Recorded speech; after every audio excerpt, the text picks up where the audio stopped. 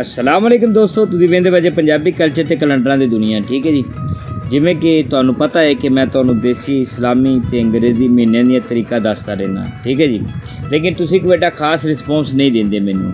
ਠੀਕ ਹੈ, ਤੇ ਮੇਰੀ ਉਹ ਗੱਲ ਪਤਾ ਕੀ ਹੈ, ਇਹ ਵੇਖ ਪਿੰਡ ਦੇ ਮਾਹੌਲ, ਪਿੰਡ ਦੀਆਂ ਜਿਹੜੀਆਂ ਰੌਣਕਾਂ ਹੁੰਦੀਆਂ ਨਾ, ਉਹ ਮੈਂ ਤੁਹਾਨੂੰ ਬਾਰ-ਬਾਰ ਕਹਿੰਦਾ ਕਿ ਤੁਸੀਂ ਨਹੀਂ ਭੁੱਲ ਸਕਦੇ। ਠੀਕ ਹੈ, ਯਕੀਨ ਕਰੋ, ਜਿੰਨੇ ਪਿੰਡ ਨਹੀਂ ਨਾ ਵੇਖਿਆ ਸ਼ਹਿਰਾਂ ਵਾਲਿਆਂ ਨੇ, ਲਾਹੌਰ ਸ਼ਹਿਰਾਂ ਵਾਲੇ ਜਿਹੜੇ है ना, वो पिंड आके किसी दिन विजिट करन ते एक रात, एक दिन एक रात रह के वेखन, ज़्यादा नहीं, सिर्फ इन्ना को टाइम। और तुसी मन जोगे कि यार वाकई जो रौनक पिंड दी ना, वो किसी शहर दी नहीं हैगी। ठीक है, चलो तुहानूं दसने अज दी जंतरी। अज 3 जेठ दी 2082 बिक्रमी। ठीक है जी, 19 चांद दी इस्लामी मनाजुलकद 1446 हिजरी। ठीक है, 17 मई ईस्वी 2025 ते दिहाड़ जज हफ्ते का।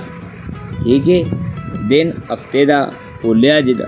ठीक है, हुण सानू दिओ इजाजत, असीं तुहानूं आके मिलांगे अगली वीडियो ते। अल्लाह निगहबान।